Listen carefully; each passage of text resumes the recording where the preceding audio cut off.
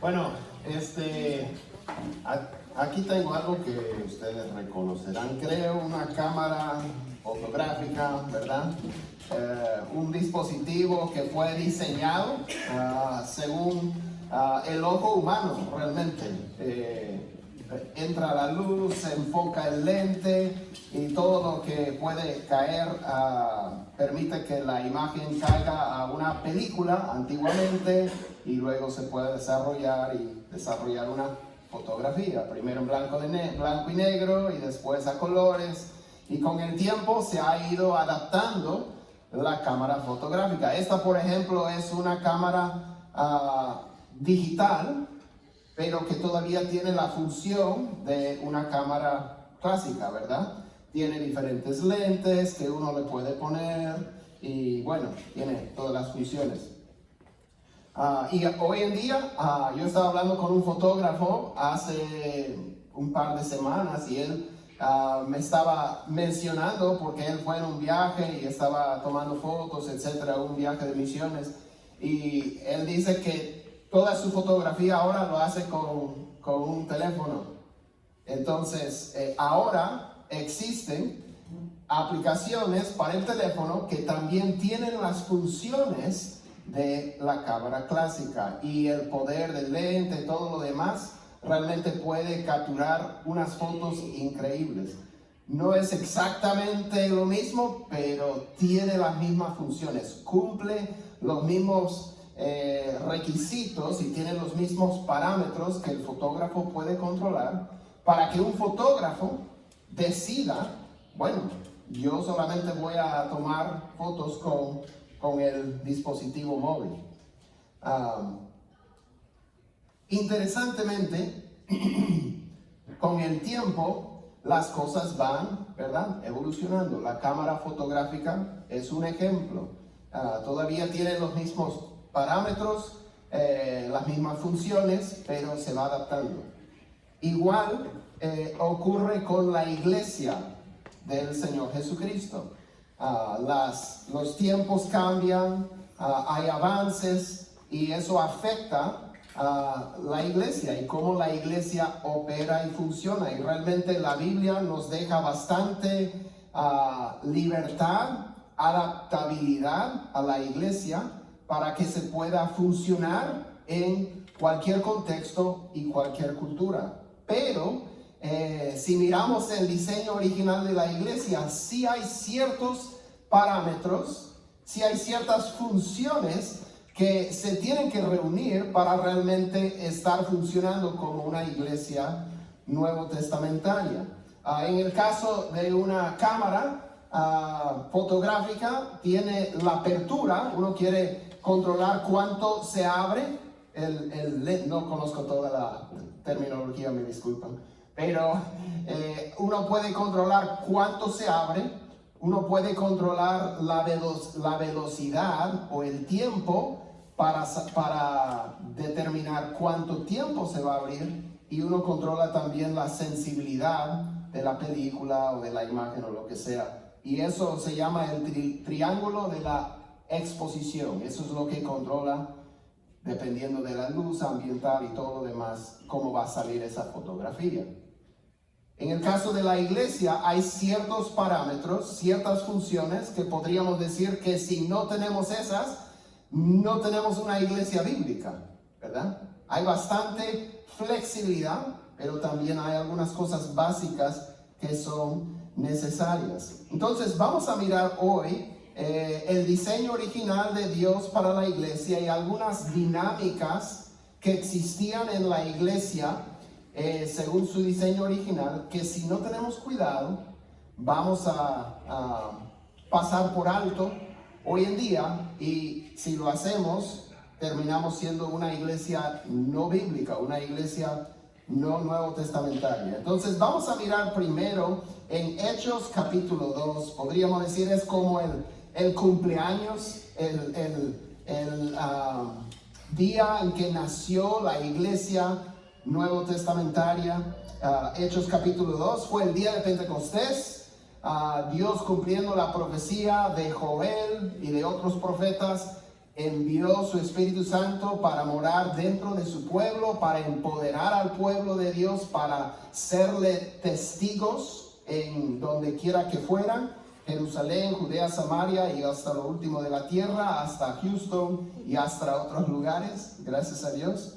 Pero ese día Pedro predicó el primer sermón cristiano, proclamando a Cristo resucitado, y leemos lo que pasó al final de Hechos capítulo 2, empezando en el versículo 41. Vamos a leer para empezar los versículos 41 y 42. Y dice: entonces los que habían recibido su palabra fueron bautizados, y se añadieron aquel día como 3,000 almas. Increíble. Y se dedicaban continuamente a las enseñanzas de los apóstoles, a la comunión, al partimiento del pan y a la oración. Entonces, aquí vemos un cuadro de la iglesia primitiva, la iglesia en su inicio. Y bueno, vemos el poder del Espíritu obrando, trayendo personas a la fe, son bautizadas y se añaden. ¿A qué? A la iglesia. Se añaden a la iglesia aquel día como 3,000 almas. ¿Y a qué se dedicaban? Y la palabra dedicarse, que usa aquí Lucas, que está escribiendo el libro, es una palabra bastante fuerte, requiere mucho esfuerzo. Ellos se comprometían, se dedicaban continuamente a las enseñanzas de los apóstoles, a la comunión o el compañerismo. La palabra comunión quiere decir tener las cosas en común, compartir la vida en Cristo, la vida diaria, los bienes y todo, la comunión. Y el partimiento del pan, o sea, las ordenanzas de la iglesia, no solamente comer juntos, sino también la Santa Cena y la oración. Entonces vemos un pueblo que estaba comprometido los unos con los otros y con sus líderes y con el Señor. Estamos viendo qué significa formar parte de una iglesia local. ¿Qué significa formar parte de una iglesia local? Y si hacemos esa pregunta, ¿qué significa formar parte de una iglesia local? Bueno, hoy en día lastimosamente no significa mucho, ¿verdad? Lastimosamente en muchos casos no significa mucho. Pero en el Nuevo Testamento significaba bastante. Bastante. Realmente cuando miramos a la iglesia y cómo vivía su vida, es bastante atractiva.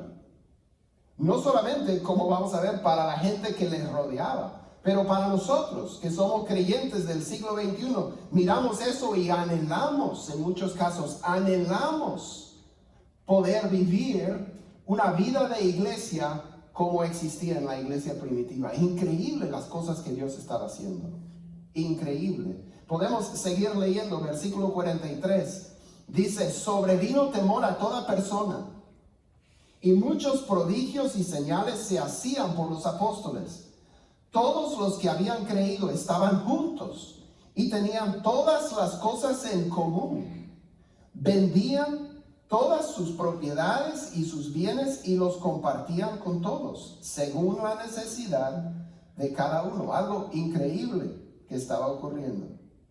Y dice en el versículo 46, día tras día continuaban unánimes en el templo, y partiendo el pan en los hogares, comían juntos con alegría y sencillez de corazón, alabando a Dios y hallando favor con todo el pueblo. Y el Señor añadía cada día al número de ellos los que iban siendo salvos.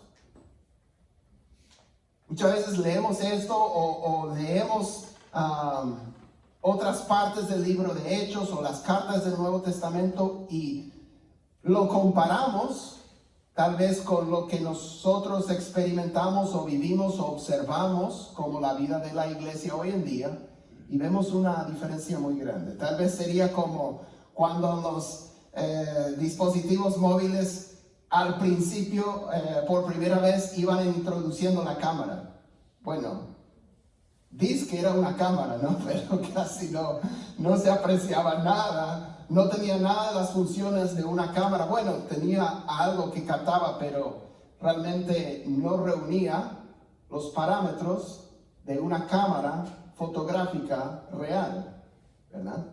Se ha ido avanzando, ¿verdad? Pero tal vez nosotros miramos la iglesia hoy en día y la comparamos con lo que vemos en el Nuevo Testamento y decimos, bueno, hay bastante diferencia, casi como si no compartieran la misma esencia, a veces, como si fuera otra cosa por completo.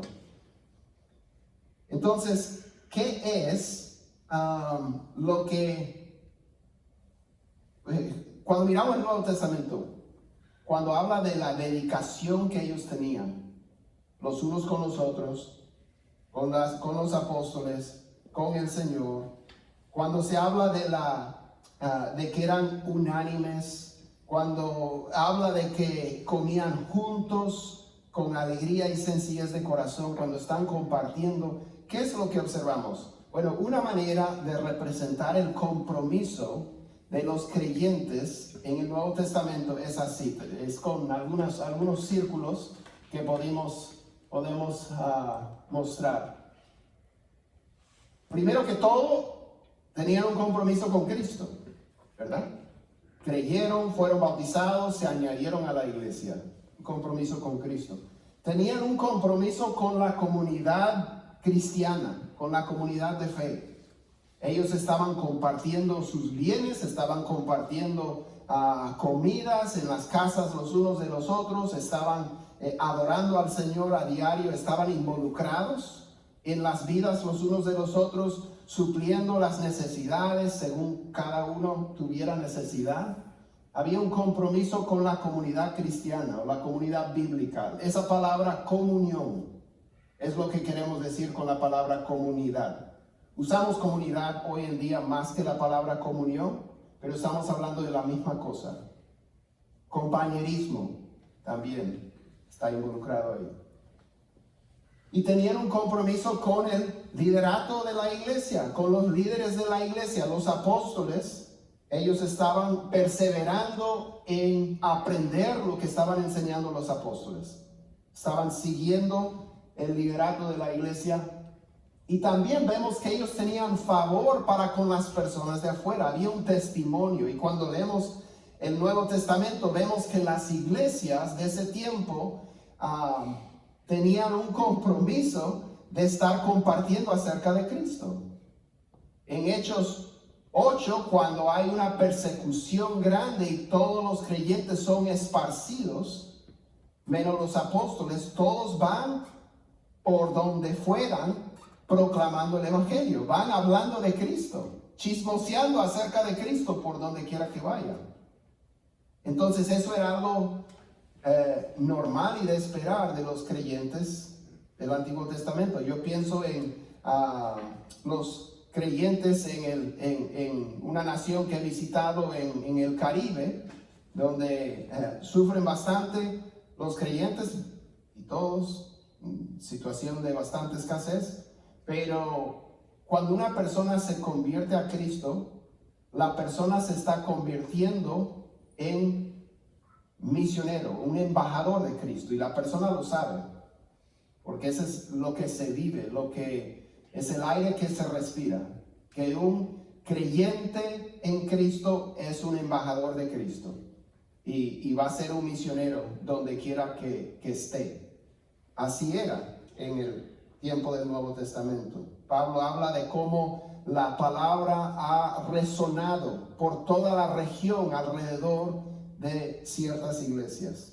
Bien, entonces esos son los compromisos que vemos en la iglesia del Nuevo Testamento. Los creyentes tenían un compromiso con Cristo, con la comunidad cristiana, con el liderato de la iglesia y con las personas que están lejos de Dios. Lo que ocurre a través de la historia y lo que ocurre muchas veces hoy en día es que dejamos algunos aspectos de esto, o por decisión propia, o por una cultura de iglesia tal vez no sana en en todo aspecto. Entonces tenemos personas, por ejemplo, hoy en día, yo diría que hemos creado un ambiente de iglesia de consumismo. A veces porque vivimos en una sociedad consumista, pero también porque hemos tal vez bajado la expectativa de los creyentes y eso genera personas consumistas. Todos lo pasamos. Esa es una persona que tiene compromiso con Cristo, tal vez realmente ha venido a la fe. Tiene compromiso con los líderes de la iglesia, de repente le encanta cómo predica, le encanta cómo canta, le encanta cómo toca, le encantan los programas de la iglesia, pero no tiene ningún compromiso con los demás creyentes.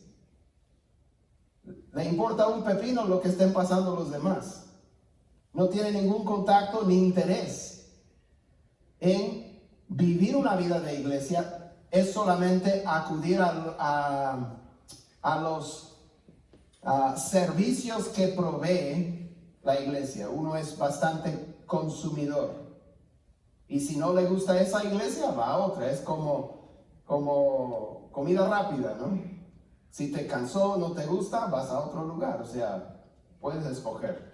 Hay muy poco compromiso con la iglesia misma, con los creyentes.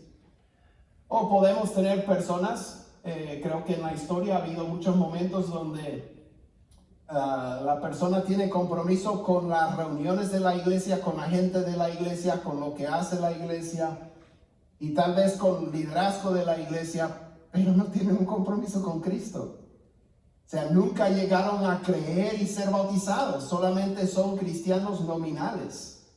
Son cristianos, podríamos decir que farsantes, o sea, es falso, realmente no es algo que ha transformado su corazón. Y cuando tenemos un compromiso con Cristo y un compromiso con la comunidad cristiana, pero no tenemos ningún compromiso con los líderes, ellos no se meten en mi vida, entonces venimos a tener una cultura rebelde. Pero vemos en el Nuevo Testamento que es un compromiso con todo, el cuadro completo. Como en la cámara hay el triángulo de exposición, si quitas uno de los parámetros no va a salir la fotografía, no va a funcionar. Igual en la iglesia cristiana, si quitamos el compromiso con Cristo, con la comunidad o con el liderato de la iglesia, ya no tenemos una iglesia bíblica, ya no ejerce su función que debería de ser beneficiosa en la vida de los creyentes.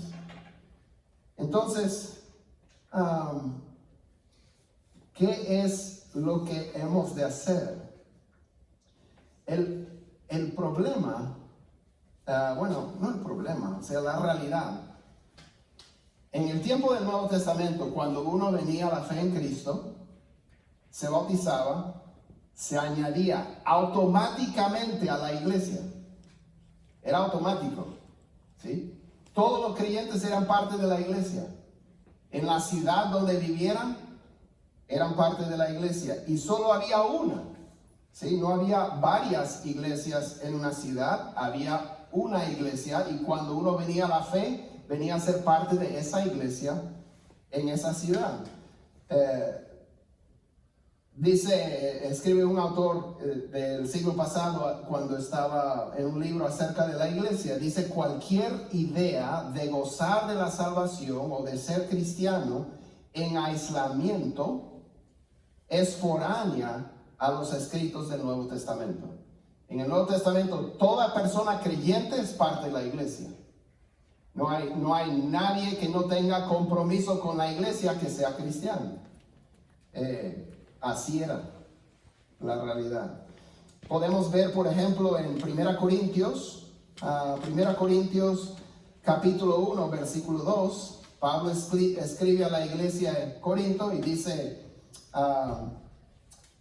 versículo 2, a la iglesia de Dios que está en Corinto, a los que han sido santificados en Cristo Jesús, llamados a ser santos, con todos los que en cualquier parte invocan el nombre de nuestro Señor Jesucristo, Señor de ellos y nuestro. Pablo escribe a los que han sido llamados a ser santos a los que han sido santificados en Cristo Jesús en Corinto. Y les llama la iglesia de Dios que está en Corinto. Porque todos los creyentes en Corinto forman la iglesia de Dios que está en Corinto.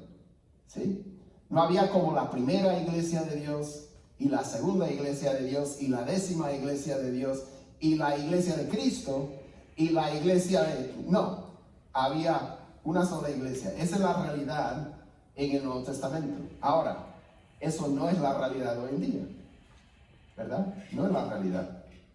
La verdad es que hay varias iglesias que yo les podría recomendar que están dentro de 5 a 10 kilómetros de esta iglesia. Varias iglesias de habla inglesa, de habla hispana. Y hay otras iglesias que no les recomendaría. Y hay tal vez más de esas, pero la cosa es que hay variedad de iglesias, hay muchas. Esa es una diferencia del tiempo cuando la iglesia nació y el tiempo en el que vivimos hoy en día.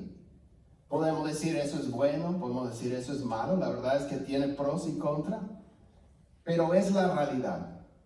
Entonces yo les pregunto, ¿cómo nosotros, viviendo en la época en que vivimos y la cultura en la que vivimos, en este contexto donde vivimos, cómo podemos experimentar lo que experimentó la iglesia primitiva? Porque en el caso de ellos, si no les pareció algo, pues qué pena. ¿Qué vas a hacer? ¿Verdad? Es como en la casa donde creciste, ¿no? Tu papá dice, ¿no te gusta? Lo siento. Aquí mando yo, estás viviendo bajo mi techo, lo siento. Así era más o menos la dinámica en la iglesia primitiva. Si no te gustaban tus pastores, pues podías mudarte de ciudad. Pero no podías no era como un buffet donde puedes ir escogiendo de lo que quieres entre diferentes iglesias. No me gusta acá, voy a ir para allá. No me gustó cómo me habló, voy para acá. ¿Sí? No, you were stuck. O sea, ahí estabas. Entonces, eso genera algo, bueno, tal vez frustración, pero también ese papá con su hijo, cuando el papá le dice, no te gusta, lo siento, eso es beneficioso para el niño, ¿verdad? Y la verdad es que esa realidad, esa dinámica era beneficiosa para los creyentes. Porque las ovejas, que Dios nos compara con ovejas, las ovejas necesitan de un pastor. Nos necesitamos los unos a los otros. Nuevamente, el ser cristiano en aislamiento es foráneo a los conceptos del Nuevo Testamento. La vida cristiana se vive en comunidad, bajo el liderazgo que Dios ha establecido en la iglesia y viviendo la vida como iglesia. Entonces, ¿cómo nosotros podemos reproducir lo que vivían en el Antiguo Testamento? Bueno, generalmente eso se procura reproducir, así como el teléfono procura reproducir el triángulo de la exposición para que pueda funcionar como una cámara fotográfica. Igual, las iglesias hoy en día procuramos captar la esencia de la vida de la iglesia nuevo testamentaria con la membresía formal, o podríamos decir un pacto de membresía, donde personas se comprometen a formar parte. En el Nuevo Testamento era automático, pero en el caso nuestro tiene que ser a propósito, tiene que ser intencional. Uno tiene que decir, yo voy a formar parte de esta iglesia. Yo me comprometo a cumplir con las responsabilidades de un creyente y yo espero que los líderes se comprometan con velar por mi bienestar espiritual así como la palabra les manda hacer. Y yo espero que los demás creyentes se comprometen a preocuparse por mi bienestar espiritual, así como el Nuevo Testamento dice, y como yo me voy a preocupar por el bienestar de ellos. Entonces, en la iglesia del Nuevo Testamento era automático, pero en el caso nuestro tiene que ser algo que hacemos a propósito, algo que hacemos de manera intencional, donde nosotros escogemos comprometernos como miembros de una iglesia. Y cada iglesia tiene su proceso de cómo uno puede ser un miembro. Algunas iglesias no tienen proceso. Y dicen, bueno, en el Nuevo Testamento no vemos ningún proceso. Y es cierto, no había proceso porque era automático. Pero si queremos captar la esencia de lo que ellos vivían como iglesia, nosotros lo vamos a tener que hacer a propósito, ¿sí? Porque si no, no funciona la dinámica. Miremos Hebreos capítulo 13, versículo 16. Hebreos 13, 16. Dice así, y hay algo en este versículo que queremos, hay una verdad que queremos notar. Dice, obedezcan a sus pastores y sujétense a ellos, porque ellos velan por sus almas, como quienes han de dar cuenta. Fíjense, obedezcan a sus pastores. ¿Quiénes son tus pastores? ¿Sí? Y dice, porque ellos velan por sus almas, por las almas de quienes velan los pastores. Este versículo y muchos versículos semejantes nos muestran la necesidad de alguna membresía formal en la iglesia. ¿Por qué? Por las almas de quienes yo voy a rendir cuentas a Dios. ¿Por las almas de los que están en otras iglesias o de las que están en esta iglesia? ¿Y quiénes son los que están en esta iglesia?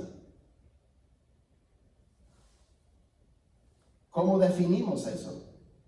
¿Sí me explico? Si hay una competencia deportiva, un partido de fútbol, hay excepciones. Por eso existe el 12th man de Texas A&M, el duodécimo jugador. Pero normalmente los únicos que pueden salir al campo y competir son los que llevan el jersey del equipo, ¿verdad? Tienes que estar en la lista de jugadores para salir a jugar, ¿no? Entonces, igual.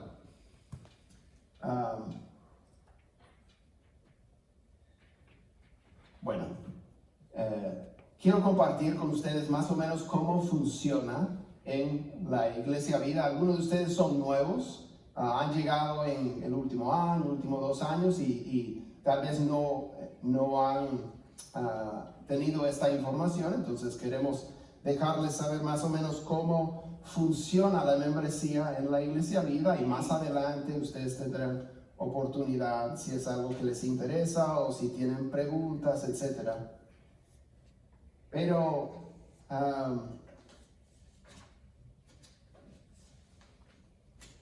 bueno, creo que tenemos aquí una gráfica. Básicamente son 4 compromisos que nosotros hacemos. Son los mismos círculos, solamente hay bastantes palabras más. Normalmente no lo ponemos en pantalla, está en un papel y sí se puede leer. Entonces no se preocupen de que no se puede leer.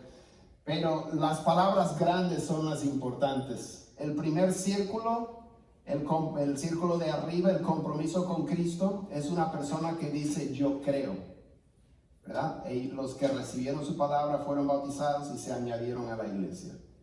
Entonces la persona dice yo creo, yo he puesto mi fe en Jesucristo como mi único y suficiente Salvador, y yo he sido bautizado después de creer en Cristo para declarar mi fe. Compromiso con la comunidad. Yo pertenezco, yo soy parte de esta iglesia, ¿sí? Es un compromiso voluntario. Hoy en día, en el Nuevo Testamento era automático. En el día nuestro es voluntario. ¿Por qué? pueden ir a cualquier iglesia, pero es sano, saludable para cada uno de nosotros comprometernos con la iglesia donde sintamos que Dios nos está guiando a congregarnos. Que no seamos solamente asistentes, sino parte clave de la iglesia y de la vida de la iglesia, así como vemos en el Nuevo Testamento. Entonces, yo pertenezco significa que yo participo en los grupos que tiene la iglesia y que afirmo el proceso de discipulado, de formación espiritual. Y yo apoyo, eso tiene que ver con el liderato de la iglesia, que es cuando uno ya puede revisar, evaluar las creencias de la iglesia, la misión, los valores de la iglesia, qué es lo que cree esta iglesia, cómo funciona esta iglesia, de antemano, evaluarlo, analizarlo, hacer preguntas, para luego decir, estoy de acuerdo. Yo voy a apoyar la misión de la iglesia, el liderazgo de la iglesia, etc. Y el último compromiso con los de afuera es, yo voy a vivir mi vida en misión. Yo voy a ser testigo en Jerusalén, Judea, Samaria, hasta el último de la tierra. Y eso se expresa simplemente orando por las personas que Dios ha puesto en su vida que todavía no conocen a Cristo. Yo voy a orar por los no creyentes que Dios ha puesto en mi vida y voy a invertir en esas relaciones y voy a invitarlos a Cristo, según Dios me da la oportunidad. Esos son los compromisos, 4 compromisos. Yo creo, yo pertenezco, yo apoyo y yo voy. Eso es básicamente nuestro proceso o los compromisos que hacemos como parte de la Iglesia Viva. Entonces, en las semanas que vienen tendremos oportunidad de, si usted quiere formalizar, ser parte de la Iglesia Vida, no solamente una persona que asiste, sino una persona que dice, yo quiero estar en la lista, yo quiero llevar el jersey, mándame al campo, yo quiero la pelota, yo quiero jugar, yo quiero contribuir, quiero meter goles, quiero tackle del otro equipo, y etcétera, ¿no? Entonces, tendremos oportunidad de hacer eso. Voy a concluir con la descripción de una iglesia local bíblica. Dice, una iglesia local donde existen líderes encargados de la dirección, la educación bíblica y la salud espiritual de sus miembros, quienes a su vez tienen el mandato bíblico de congregarse, que han hecho un pacto de apoyar su iglesia con sus dones, talentos y recursos, que están dispuestos a rendir cuentas a sus líderes sobre sus vidas, a quienes deben obediencia y sumisión de acuerdo a los lineamientos bíblicos para mantener la armonía, la paz y el espíritu de cooperación mutua. En la boda de mi hija, usamos otro tipo de cámara. Era más o menos así, no sé si conoce esta cámara. No era esta cámara, pero era una Polaroid, ¿sí? Sí, bastante práctica, ¿sí? Cualquiera la puede usar. No digo que le va a salir bien la foto, pero cualquiera la puede usar. Hay unas instrucciones abajo por si quiere. Pero no tiene muchas funciones, es bastante simplificada la cámara. Sirve, cumple su función, ¿no? Pero las fotos de la boda de mi hija, ahora sí tengo un hijo nuevo, un yerno, las fotos de la boda no se tomaron con este tipo de cámara. Esto era solamente para los que firmamos que estuvimos presentes. La foto, ponerlo, pegarlo ahí en el libro. Pero no se usó este tipo de cámara para las fotos de la novia, del novio, de las familias, todo eso. No. Se usó una cámara bastante buena, no como esta, mucho mejor, ¿sí? Y tenemos que preguntarnos, ¿qué tipo de iglesia y qué tipo de vida de iglesia queremos vivir y queremos experimentar? ¿Queremos una vida de iglesia así? Iglesia light, iglesia simplificada. Abundan hoy en día, ¿sí? Abundan tanto que si no tenemos cuidado, vamos a hacer una iglesia de ese tipo. ¿Sí? Pero si uno ha visto algunas fotografías increíbles, ya sea del Gran Cañón, ya sea de lo que quieras, de una flor, cualquier cosa, la creación de Dios, puede salir una fotografía increíble. Si hay un fotógrafo y una cámara fotográfica, realmente hay una viveza y hay una intensidad de color en la fotografía. Y no sé qué tipo de iglesia, qué tipo de vida de iglesia tú quieres vivir y experimentar. Pero a mí me atrae bastante la vida de la iglesia en el Nuevo Testamento. El compromiso que ellos tenían los unos con los otros. La armonía, la unidad que ellos podían lograr. No digo que todo iba bien, ¿verdad? Pero hay una manera de proceder que no es simplemente que, bueno, se va a otra iglesia, ¿sí? Hay manera de resolver cuando hay desacuerdos.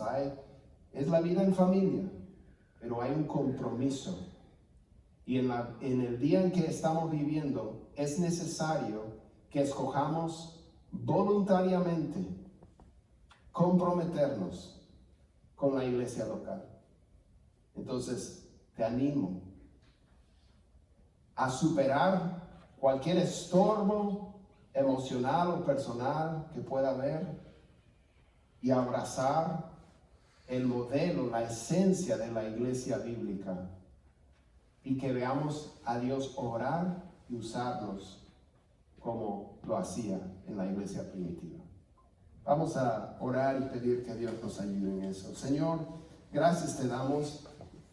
Te damos gracias por la iglesia vida, gracias por lo que tú haces aquí y en la vida de cada uno de nosotros que formamos parte de esta iglesia, Señor. No solamente los domingos, Señor, toda la semana. Gracias, Señor, por los reflejos que vemos de la iglesia nuevo testamentaria en la iglesia nuestra. Es muy imperfecta y quedamos demasiado cortos en tantas cosas, Señor, y lo sabemos. Pero, Señor, lo que estamos pidiendo es, Señor, tu mano, tu espíritu, tu poder tomando el control y, Señor, uniéndonos como pueblo tuyo en este lugar, comprometidos los unos con los otros, contigo, con los líderes que tú pongas y traigas, Señor, y siendo de testimonio para los que todavía no te conocen, Señor. Ese es nuestro anhelo. Señor, pedimos que tú obres en una iglesia imperfecta para que podamos adorar al Dios perfecto y llevar su palabra perfecta a los que nos rodean. Gracias, Señor, por lo que tú vienes haciendo y por lo que harás. En el nombre de Jesús. Amén. Bueno, que Dios les bendiga y les pido en esta semana que oren, que Dios nos haga una iglesia bíblica e impactante para nosotros y para otros. Que Dios les bendiga.